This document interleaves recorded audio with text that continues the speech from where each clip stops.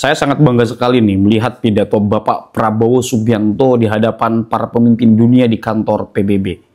Dan saya melihat bahwa pidato ini adalah pidato yang keluar dari hati dan perasaan Bapak Prabowo, bahwa apapun bentuknya kekerasan di muka bumi ini harus dihanguskan. Dengan Prabowo mengatakan peace, peace, peace, perdamaian, perdamaian, perdamaian.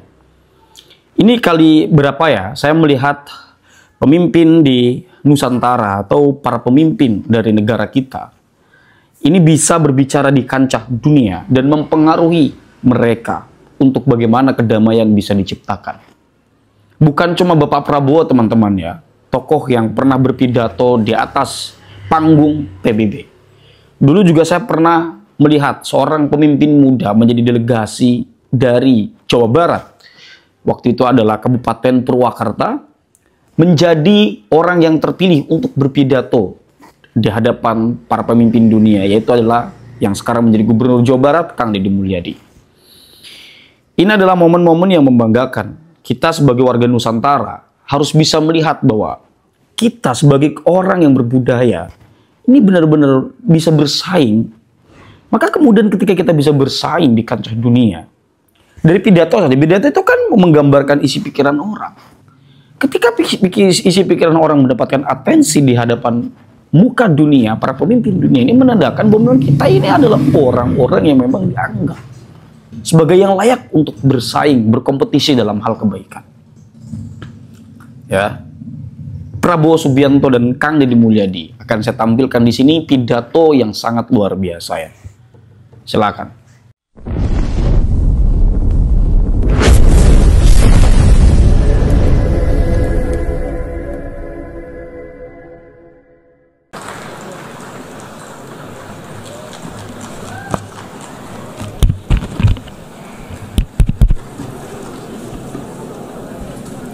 His Excellency Mr. Antonio Guterres, Secretary General of the United Nations, Her Excellency Madam Annalena Baerbock, President of the United Nations General Assembly, His Excellency Mr.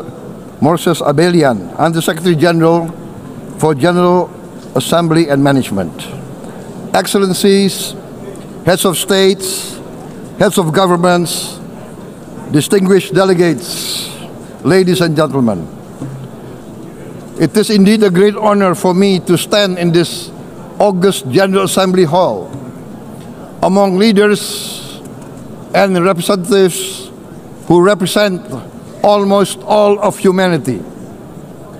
We differ in race, religion, and nationality, yet we gather together today as one human family. We are here first and foremost as fellow human beings, each created equal, endowed with unalienable rights to life, liberty, and the pursuit of happiness. The words of the United Nations Declaration of Independence have inspired democratic movements across continents, including the French Revolution, the Russian Revolution, the Mexican Revolution, the Chinese Revolution, and Indonesia's own struggle and journey to freedom. It also gave birth to the Universal Declaration of Human Rights, adopted by the United Nations in 1948. All men are created equal was the creed that opened the way to unprecedented global prosperity and dignity. And yet, in our own era of scientific and technological triumphs, an era capable of ending hunger, poverty, and environmental ruin, we also continue to face today grave dangers, challenges, and uncertainties. Human folly, fueled by fear, racism, hatred, oppression, and apartheid, threatens our common future. My country knows this pain. For centuries, Indonesians lived under colonial domination, oppression, and slavery, we were treated less than dogs in our own homeland. We Indonesians know what it means to be denied justice and what it means to live in apartheid, to live in poverty, and to be denied equal opportunity. We also knew what solidarity can do in our struggle for independence, in our fight to overcome hunger, disease, and poverty. The United Nations stood with Indonesia and gave us vital assistance. Decisions are made here based on human solidarity by the Security Council, and this assembly gave Indonesia independence, international legitimacy, opened doors, and supported our early development through the efforts of the United Nations Children Fund, the United Nations Food and Agriculture Organization, the FAO, the World Health Organization, and many, many other United Nations institutions. And because of that, Indonesia today stands on the cusp of shared prosperity and greater equality and dignity. Madam President, Excellencies, our world today is driven by conflict, injustice, and deepening uncertainty. Every day we witness suffering, genocide, and blatant disregard for international law and human decency. In the face of these challenges, we must not give up. As the United Nations Secretary General said, we cannot give up. We cannot surrender our hopes or our ideals. We must draw closer, not drift apart. Together we must strive to achieve our hopes, our dreams. The United Nations was born from the ashes of the Second World War that claimed scores of millions of lives. It was created to secure peace, security, justice, and freedom for all. We remain committed to internationalism, to multilateralism, and to every effort that strengthens this great institution. Today, Indonesia is nearer than ever before to meeting the sustainable development goals of ending extreme poverty and hunger. Because years ago, this very chamber chose to listen and uphold social and economic justice. We will never forget. And today, we must never be silent while Palestinians are denied that same justice and legitimacy in this very hall. Excellencies, Thucydides warned, the strong do what they can, the weak suffer what they must. We must reject this doctrine. The United Nations exist to reject this doctrine. We must stand for all, the strong and the weak. Might cannot be right. Right must be right. Indonesia today is one of the largest contributors to United Peacekeeping Forces. We believe in the United Nations. We will continue to serve where peace needs guardians, not with just words, but with boots on the ground. If and when the United Nations Security Council and this great assembly decide Indonesia is prepared to deploy 20,000 or even more of our sons and daughters to help secure peace in Gaza or elsewhere, in Ukraine, in Sudan, in Libya, Everywhere when the peace needs to be enforced, peace needs to be guarded, we are ready.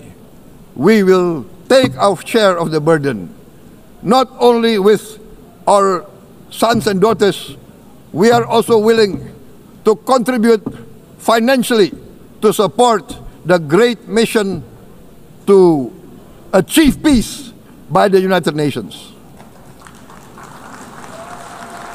Madam President, Excellencies, I propose to this Assembly a message of hope and optimism, grounded in action and execution.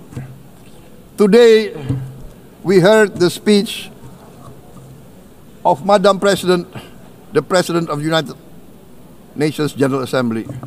Yes, it is true what she said. Without the International Civil Aviation Organization, will we be here today? Will we sit in this great hall? Without the United Nations, we cannot be safe. No country can feel secure. We need the United Nations, and Indonesia will continue to support the United Nations. Even though we still struggle, but we know the world needs a strong United Nations. The world's population is growing. Our planet is under strain. Food, energy, and water insecurity haunt many nations. We choose to answer these challenges directly at home and to help abroad wherever we can. This year, Indonesia recorded the highest rice production and grain reserves in our history. We are now self-sufficient in rice, and we are starting now to export rice to other nations in need, including providing rice for Palestine. We are building resilient food supply chains, strengthening farmer productivity, investing in climate-smart agriculture to ensure food security for our children and for the children of the world. We are confident in a few years' time, Indonesia will be the granary of the world. As the world's largest island state, we testify before you that we are already experiencing the direct consequences of climate change, particularly the threat of rising sea levels. The sea level on the north coast of our capital city is increasing by 5 centimeters every year. Can you imagine in 10 years? Can you imagine in 20 years? For this, we are forced to build a giant seawall, 480 kilometers in length. It will take us maybe 20 years, but we have no choice. We have to start now. Therefore, we choose to confront climate change, not by slogans, but by immediate steps. We are committed to meeting our 2015 Paris Agreement obligations. We aim to achieve net zero emission by 2060, and we are very confident we can achieve net zero emission much earlier.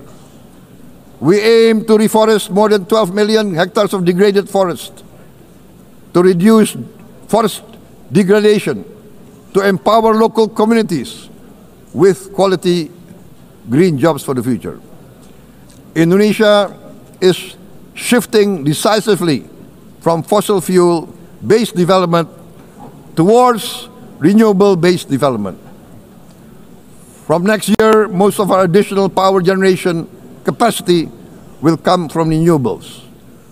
Our goal is clear: to lift all of our citizens out of poverty and make Indonesia a hub for solutions to food, energy, and water security. Madam President, Excellencies, We live in a time when hatred and violence can seem to be the loudest voices.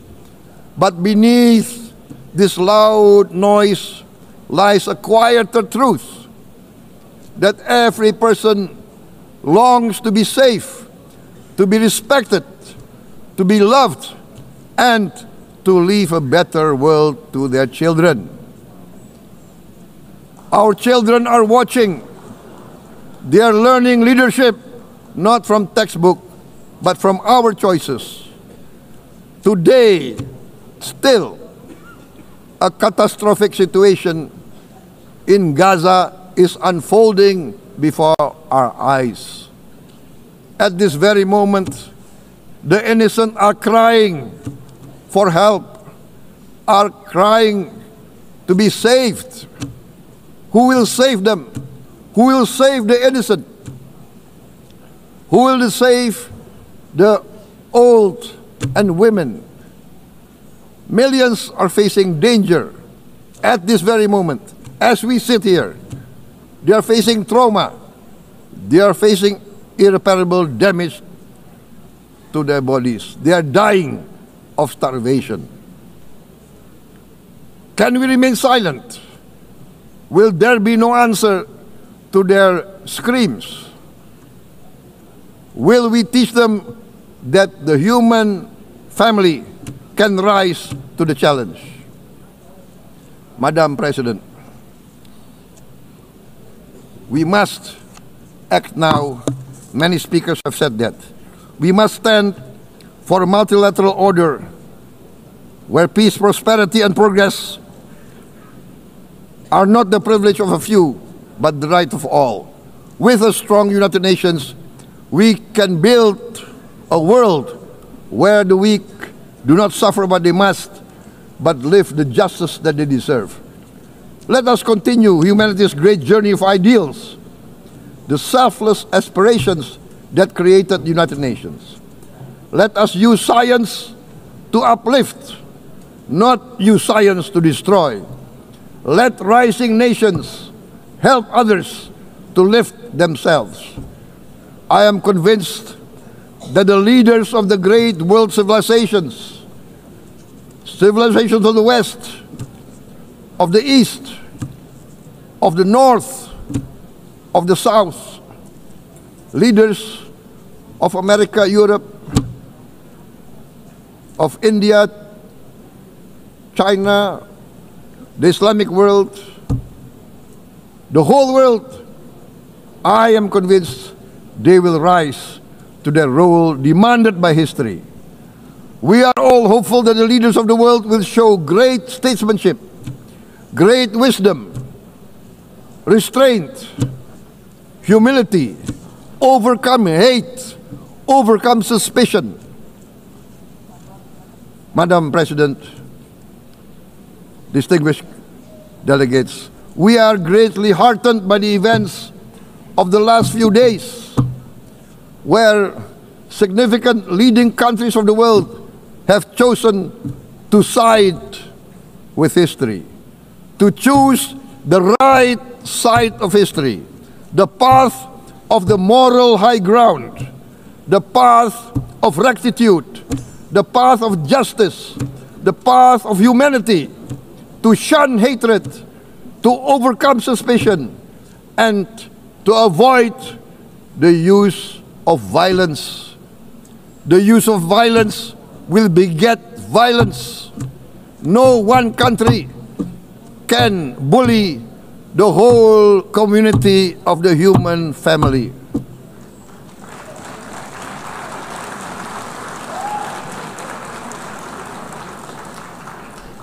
We may be weak individually, but the sense of oppression, the sense of injustice has proven in the history of mankind that this sense of injustice, this sense of oppression will unite into a strong force that will overcome this oppression, that will overcome this injustice. To close, I would like to reiterate again Indonesia's complete support for the two-state solution in Palestine. We must have an independent Palestine, but we must also recognize, we must also respect, and we must also guarantee the safety and security of Israel. Only then we can have real peace,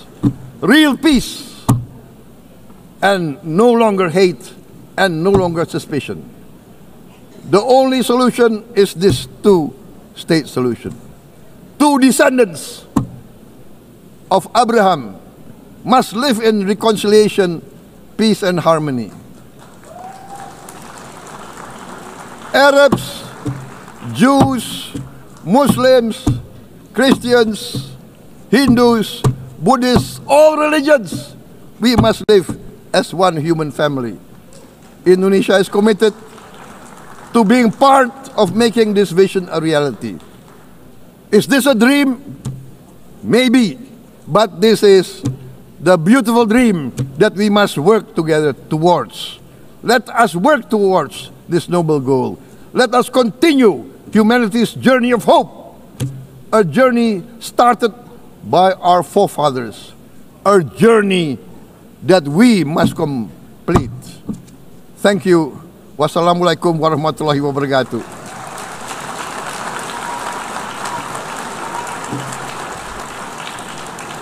Shalom. Om Santi, Santi, Santi Om. Namo Buddhaya. Thank you very much. May God bless us all. May peace be upon us. Thank you very much. Thank you.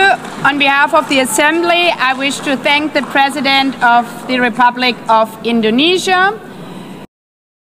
Bismillahirrahmanirrahim. Assalamualaikum warahmatullahi wabarakatuh. Sampurasun.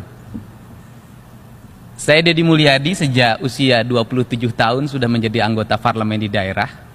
My name is Dedi Mulyadi, and since he was a teenager, he was starting to work as a public servant.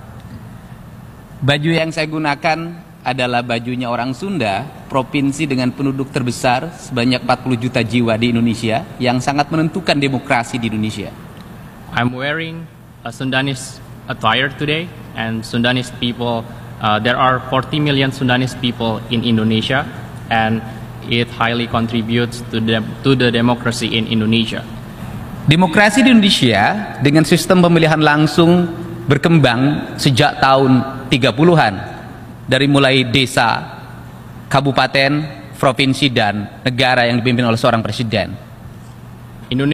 Demokrasi di Indonesia dengan sistem pemilihan langsung berkembang sejak tahun 30-an. Di markas besar PBB di New York, Bupati Purwakarta Dedi Mulyadi menyampaikan visinya mengenai kepemimpinan. Ia hadir bersama lebih dari 500 pemimpin muda dari 80 negara, dari sektor pemerintahan, dunia usaha dan profesional maupun LSM. Forum ini merupakan bagian dari International Young Leaders Assembly atau IYLA, prakarsa sejumlah organisasi yang bertujuan memberdayakan peran pemimpin muda di seluruh dunia. Tema pertemuan tahun ini adalah kepemimpinan yang berlandaskan moral dan inovasi. Karakter manusia itu tiap daerah itu berbeda-beda, sehingga pemimpin itu harus bisa memahami karakter pada sebuah wilayah agar seluruh gerakan kepemimpinannya itu didasarkan pada nilai-nilai yang bersifat lingkungan, yang pada akhirnya kepemimpinan itu melakukan optimalisasi dari seluruh lingkungan itu menjadi kekuatan yang bersinergi dengan kepemimpinannya, sehingga menjadi kekuatan ekonomi, kekuatan politik, kekuatan sosial. Program IYLA sejalan dengan misi PBB yang ingin melibatkan lebih banyak suara orang muda dalam setiap tahapan pembuatan keputusan. IYLA juga bertujuan membangun jaringan dan menghubungkan para tokoh muda berbagai negara. Dari Indonesia juga hadir Gugun Gumilar, pendiri Institute of Democracy and Education. Kedua warga asal Purwakarta ini tampil di PBB mengenakan ikat kepala khas Sunda. Busana seperti ini barangkali di markas PBB baru ada ucapan sampurasun, salamnya orang Sunda diucapkan. Saya yakin belum pernah ada, karena biasanya orang Sunda punya rasa malu untuk menyampaikan. Saya katakan kebudayaan harus kita sampaikan pada dunia, karena dunia ini adalah kumpulan dari kebudayaan-kebudayaan. Setiap tahunnya, International Young Leaders Assembly mengadakan sejumlah program bagi tokoh muda yang dapat diakses melalui situs mereka iyla.info. Dari New York, demikian laporan tim VOA. Pak Presiden. This is going to be a very important meeting. It's going to be a meeting with great leaders from a very important part of our planet, the Middle East, and we want to end the war in Gaza. We're going to end it. We're going to end it. Maybe we can end it right now.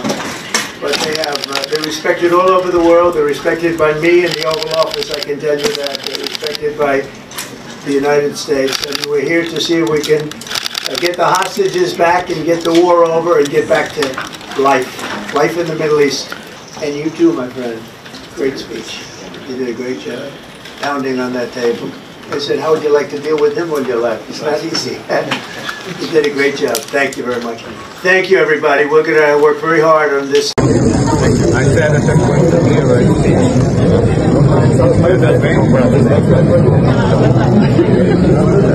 Macam kami terus tetap di sini.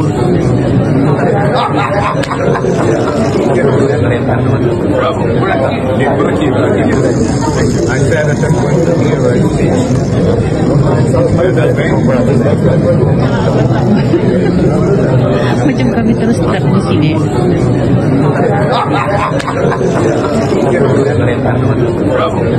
Pidato Prabowo di sidang umum PBB akan ulang sejarah diplomasi sang ayah.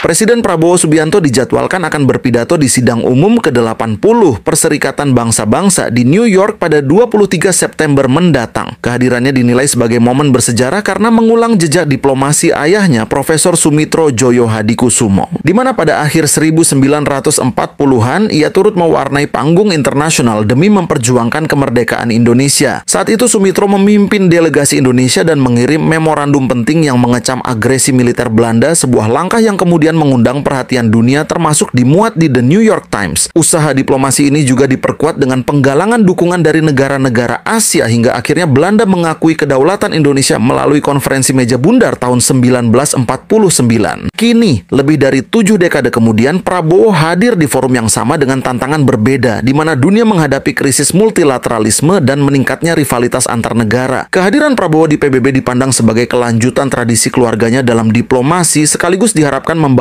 angin segar bagi upaya memperkokoh kerjasama global. Seperti halnya Sumitro yang menempatkan Indonesia di garis depan perjuangan dunia, pidato Prabowo disebut berpotensi mengingatkan dunia bahwa Indonesia tetap konsisten memperjuangkan perdamaian, kedaulatan, dan solidaritas antar bangsa. Oke, itu adalah sebuah video yang dapat saya perlihatkan kepada teman-teman tentang para pemimpin kita, Bapak Prabowo sebagai Presiden Republik Indonesia atau Negara Kesatuan Republik Indonesia, Bapak Presiden Prabowo Subianto sebagai Kepala Negara atau Presiden Negara Kesatuan Republik Indonesia, juga KDM Kang Dedi Mulyadi pada saat itu masih menjadi Bupati di daerah Purwakarta.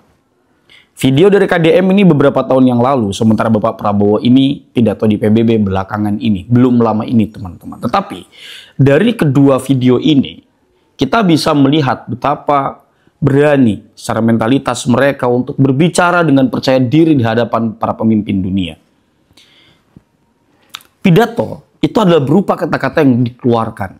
Nah, kata-kata yang dikeluarkan ini apakah mendapatkan atensi atau tidak? Ketika mendapatkan atensi, maka orang tersebut layak untuk dianggap sebagai sesuatu yang diperhitungkan. Itu loh.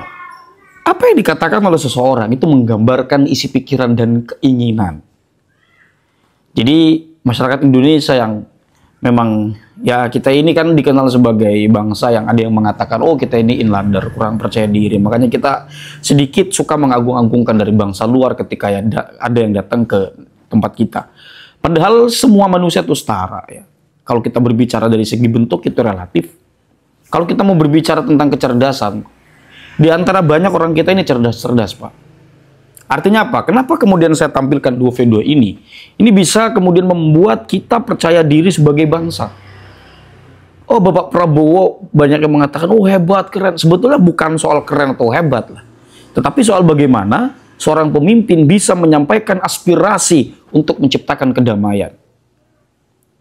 Bagaimana KDM bahkan sampai percaya diri mengucapkan sampurasun di panggung dunia. Ya ini memang harus diimplementasikan oleh masyarakatnya. Ya masyarakatnya itu kita. Kita sebagai masyarakat harus bisa mengimplementasikan kepercayaan diri yang telah dilakukan oleh para pemimpin kita. Para pemimpin kita telah percaya diri untuk mengatakan apa yang mesti dikatakan kepada dunia, dan kita harus bisa mendampingi itu, mengawal itu. Bahwa kita sebagai bangsa adalah bangsa yang tidak bisa dijajah dan tidak boleh menjajah. Ciptakan kedamaian. Untuk saling mengenal antara satu bangsa dengan bangsa yang lain. Ciptakan diplomasi-diplomasi yang bisa menciptakan kesejahteraan bagi seluruh umat manusia di muka bumi. Gitu. Ya, jadi itu yang membuat kemudian saya ingin sampaikan kepada teman-teman. Itu yang ingin saya sampaikan kepada teman-teman, bahwa ayo kita percaya diri sebagai bangsa, bahwa kita sebagai bangsa bisa bersaing, ya, bisa bersaing, bisa berkompetisi dalam tanda petik dalam hal kebaikan. Gitu. Oke? Itu saja teman-teman hal-hal yang dapat saya sampaikan, kurang lebihnya saya mohon maaf. Hadanallahu wa iyyakum ajma'in. Salam cinta damai untuk semuanya, untuk NKRI tercinta. Wallahu huwal muwaffiq ila aqwamit thoriqin. Wassalamu alaikum warahmatullahi wabarakatuh.